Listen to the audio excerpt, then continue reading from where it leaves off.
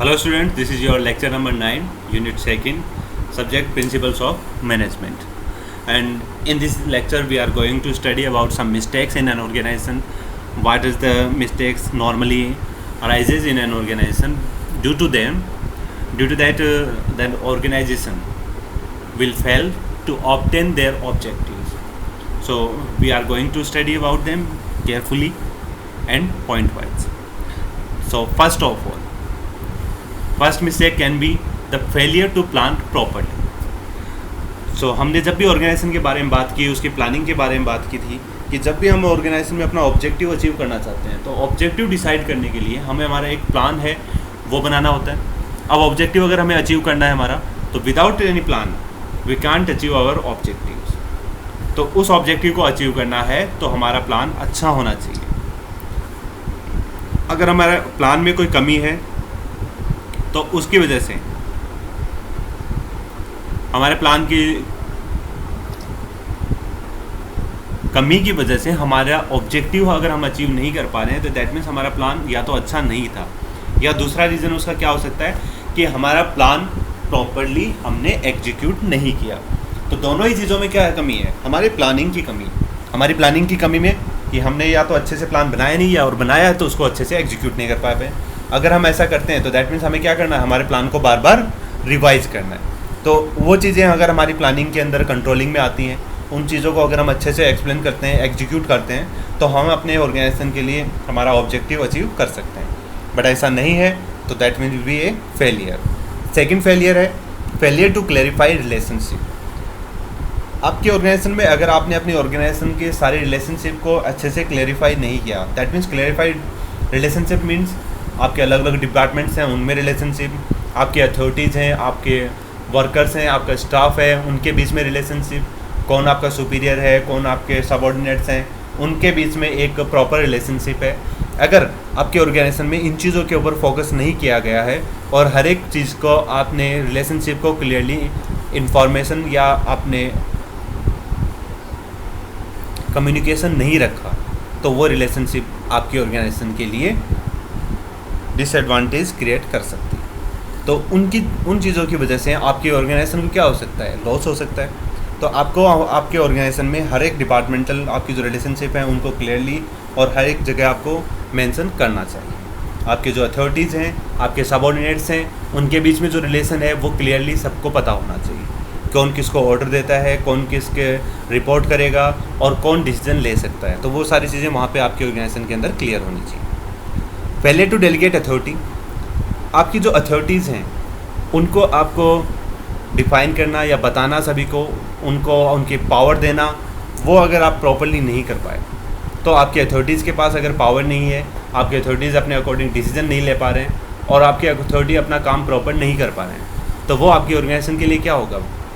Failure, जिसकी वजह से आपकी ऑर्गेनाइजेशन है प्रॉपरली अपना ऑब्जेक्टिव अचीव नहीं कर पाएंगे. Failure to balance delegation. आपके अगर एक प्रॉपरली डेलीगेशन आपने मेंटेन नहीं किया आपके ऑर्गेनाइजेशन के अंदर कि कौन अपना काम प्रॉपर कर पा रहा है या नहीं कर पा रहा है, किसको कितना काम देना चाहिए और कौन उस काम को कर सकता है, तो उन चीज़ों की वजह से आपका क्या होता है? आपके बैलेंस डेलीगेशन अगर आपका नहीं है ऑर्गेनाइजेशन में तो वो चीज़ आपके ऑर्गेनाइजेशन के लिए फेलियर हो सकती है. तो दैट मीन्स अगर आपके ऑर्गेनाइजेशन में जो भी मैनेजर्स हैं, सबऑर्डिनेट्स हैं, उन्होंने जो भी अपने वर्क हैं उनके लिए आपको कोई ना कोई अथॉरिटी दी है, आपको एक स्पेसिफाई काम दिया है और उसको आप प्रॉपरली नहीं कर पा रहे हो, वो बैलेंस अगर आपका नहीं है तो आपके ऑर्गेनाइजेशन के लिए वो चीज़ आपके फेलियर में आ सकती है. Number 5, confusion of line of authority with line of communication. Confusion that means अगर आपका कन्फ्यूजन रहता है कि आपके सबऑर्डिनेट्स कौन, आपको किसको रिपोर्ट करना है, आपके सबऑर्डिनेट्स अपने मैनेजर्स हैं उनको प्रॉपरली रिपोर्ट नहीं कर रहे हैं, आपके मैनेजर्स हैं वो आपके सबऑर्डिनेट्स को प्रॉपरली कम्युनिकेट नहीं कर पा रहे, अपने ऑर्डर्स नहीं समझा पा रहे, उनको उनकी अथॉरिटी नहीं दे पा रहे, तो वो चीज़ क्या कर सकती है? कन्फ्यूज़न क्रिएट कर सकती है. और अगर वो कन्फ्यूज़न क्रिएट होता है तो वो आपके ऑर्गेनाइजेशन के लिए बेनिफिशियल नहीं होगा. तो that means in the case of that आपके ऑर्गेनाइजेशन को वहाँ पे लॉस होता है. और अगर आपके ऑर्गेनाइजेशन को वहाँ पे अपना टाइम और अपना मैनेजमेंट है, दोनों ही चीज़ों में लॉस हो रहा है, तो आपकी ऑर्गेनाइजेशन अपना ऑब्जेक्टिव अचीव नहीं कर पाएगी. Number 6, granting authority without exacting responsibility. तो दैट मीन्स आपने किसी भी अथॉरिटी को एग्जैक्ट रिस्पॉन्सिबिलिटी नहीं दी और उसको ग्रांट दे दिया कि हाँ ठीक है आप कुछ भी कर सकते हो, तो वो चीज़ आपकी ऑर्गेनाइजेशन के लिए गलत हो सकती है। क्योंकि आपकी अलग अलग अथॉरिटीज़ होंगी, आपके पास जो सबऑर्डिनेट्स हैं या फिर आपके सुपीरियर्स हैं, उन सुपीरियर्स की पर्टिकुलर एक फिक्स पोजीशन है और उस पोजीशन के अकॉर्डिंग उनकी पर्टिकुलर रेस्पॉन्सिबिलिटीज़ हैं, तो उनको उनके रेस्पॉन्सिबिलिटीज़ के अकॉर्डिंग उनको पावर देनी चाहिए, उनको अथॉरिटी देनी चाहिए। Number 7, responsibility without authority. अगर आप किसी को रेस्पॉन्सिबिलिटी दे देते हैं बट उसको अथॉरिटी नहीं दी कि आप ये काम कर सकते हो, उसकी अथॉरिटी आपको मिल रही है, तो वहाँ पे क्या होगा, आपके ऑर्गेनाइजेशन के लिए लॉस होगा। क्योंकि वहाँ पे जैसे मैंने आपको बताया था लास्ट लेक्चर में, ऐसे केसेस में क्या होता है, आपके एम्प्लॉयज़ के ऊपर फ्रस्ट्रेशन हो जाता है, और जब एम्प्लॉयज़ में फ्रस्ट्रेशन होगा तो वो अपना काम प्रॉपरली नहीं कर पाएंगे। Number 8, careless application of the staff device. अगर आपकी जो स्टाफ डिवाइस है, आप जो सिस्टम यूज़ कर रहे हैं आपके ऑर्गेनाइजेशन के अंदर, अगर वो सही नहीं है, दैट मीन्स अगर ERP सिस्टम आप यूज़ कर रहे हैं अपने ऑर्गेनाइजेशन के लिए, अगर वो प्रॉपर नहीं है, तो उसमें क्या होगा कि आपके एम्प्लॉयज़ हैं वो भी केयरलेस हो सकते हैं। प्रॉपर ऑब्जर्विंग नहीं होगी, प्रॉपर ऑब्जर्विंग नहीं होने से प्रॉपर मॉनिटरिंग नहीं हो पाएगी, और उसकी वजह से आपके ऑर्गेनाइजेशन को लॉस होगा। Misuse of functional authority. Functional authority that means आपको अलग अलग जो डिपार्टमेंट हैं या अलग अलग पर्टिकुलर पर्सनस हैं जिनसे आपको रिलेशन मेंटेन करके रखने पड़ते हैं ताकि अपना काम है वो प्रॉपरली फंक्शंस एक्टिवली चलते रहें। उनका अगर आप मिसयूज़ करते हैं कोई भी, तो वो चीज़ आपकी प्रॉपरली आपके ऑर्गेनाइजेशन के लिए बेनिफिशियल नहीं हो सकती। Then multiple subordination. Multiple subordination that means एक ही आदमी के पास ज़्यादा सबऑर्डिनेट्स अगर होते हैं, उनके बाद उनसे ज़्यादा उसके बाद सबऑर्डिनेट्स होते हैं, तो इस तरह से अगर मल्टीपल सबऑर्डिनेशन चलता रहता है तो एक कम्युनिकेशन होने में आपको बहुत ज़्यादा टाइम कंज्यूम हो सकता है। तो आपको बीच के बहुत सारे लेवल्स ऐसे अगर यूज़फुल नहीं है तो उन लेवल्स को आपको वहाँ पे रिमूव कर देना चाहिए। Misuse of service departments. Service department आपके किसी भी ऑर्गेनाइजेशन के लिए यूज़फुल होता है, क्योंकि आपको कोई भी प्रॉब्लम अगर आ रही है तो सर्विस डिपार्टमेंट उन प्रॉब्लम्स को सॉल्व करता है।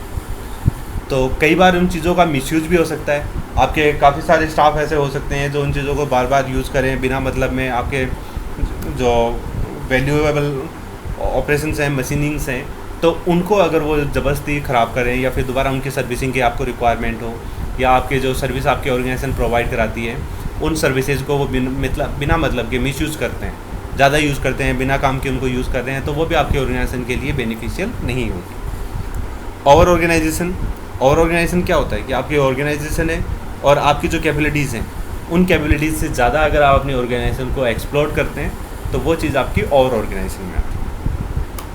Organisation the network of decision, communication and activity centre for coordinating effort toward group and enterprise goals to work effectively. An organisation structure must be understood and principle of making organisation must work be put into practice. तो आपकी organisation क्या है, एक network है decisions का, communication का, activity centres का। क्या किस लिए, ताकि हम कोऑर्डिनेट कर सकें अपने ग्रुप और एंटरप्राइज के गोल को अचीव करने के लिए। और अगर हमें इफेक्टिवली वर्क करना है तो आपके ऑर्गेनाइजेशन स्ट्रक्चर है वो अच्छे से समझ में आनी चाहिए। आपके प्रिंसिपल्स हैं जो आपके ऑर्गेनाइजेशन के लिए काम करते हैं, उनको हमें अच्छे से अपनी प्रैक्टिस में लेके आना होगा ताकि हर एक एम्प्लॉय आपके इन चीज़ों को समझ सके और अच्छे से उनके ऊपर काम कर सके। So then we can understand about the design of effective organization. How can we design an effective organization? So there are few points. First, design of effective organization depends on the objectives and goals of the organization. अगर आपका effective organisation है तो उसके लिए हमें आपके objective और goals हैं उनको डिसाइड करना होगा, उनके ऊपर आपके इफेक्टिव ऑर्गेनाइजेशन वर्क करेगा, डिपेंड करेगा। Then second, developing the ideal organisation. हम एक ऐसी ऑर्गेनाइजेशन डेवलप करें जो कि आपके लिए आइडियल हो, जिसे देख के हम एक्सप्लेन कर सकते हैं कि हाँ हम ये काम इस तरह से करते हैं, तो वो आपके एम्प्लॉयज़ के लिए क्या रहेगा, एक ideal organisation. Number 3, modification of the human factor. जो भी आपके ह्यूमन फैक्टर्स होते हैं आपके ऑर्गेनाइजेशन में या आपके वर्क में, उन ह्यूमन फैक्टर्स को हम मॉडिफाई कर सकें, तो वो अथॉरिटी हमारे पास होनी चाहिए ताकि हमें जहाँ भी प्रॉब्लम क्रिएट हो रही है उन प्रॉब्लम्स की वजह से आप उन प्रॉब्लम्स को सॉल्व कर सकें अपने अकॉर्डिंग, या आपकी उन प्रॉब्लम्स को आप वहाँ पे रिमूव कर सकें। And a plan of ideal organization will help in maintaining the actual organization whenever changes occur in personnel.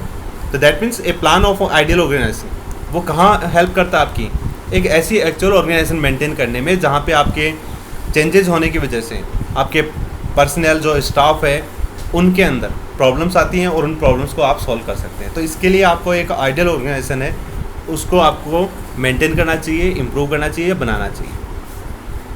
Next point आता है आपका अवॉइडिंग ऑर्गेनाइजेशनल इनफ्लेक्सिबिलिटी। अगर हम इनफ्लेक्सिबिलिटी की बात करते हैं आपके ऑर्गेनाइजेशंस में, तो वो क्या है, हमें किस तरह से उनको अवॉइड करना है। तो that means science of inflexibility, second reason for recognisation, and number 3 need for readjustment and changes. अगर इनफ्लेक्सिबिलिटी है तो वो क्यों है, उसके क्या साइंस हैं, क्या रीज़न है, तो उन्हें हम रिकॉग्नाइज कर सकें, उन्हें देख सकें, समझ सकें। And organisation should continuously change in response to change in customer need and wants. Organisation should continuously change in response to change in customer need and wants. तो दैट मीन्स आपकी ऑर्गेनाइजेशन है, उसे कंटिन्यूसली आपके responses में changes करने होते हैं, क्योंकि आपके कस्टमर की नीड और वांट्स हमेशा चेंज होती रहती है। तो उनके अकॉर्डिंग अगर आपकी ऑर्गेनाइजेशन वर्क कर रही है तो आपकी ऑर्गेनाइजेशन है वो प्रॉपर डायरेक्शन में वर्क कर रही है और आपके ऑर्गेनाइजेशन को उसमें बेनिफिट हो सकता है। An organisation should not be allowed to become inflexible. अगर आपकी ऑर्गेनाइजेशन में फ्लेक्सिबिलिटी नहीं है तो आपकी ऑर्गेनाइजेशन कभी भी अच्छे से वर्क नहीं कर सकती। तो आपकी ऑर्गेनाइजेशन है वो इनफ्लेक्सिबल नहीं होनी चाहिए, इस चीज़ को आपको हमेशा अवॉइड करना है।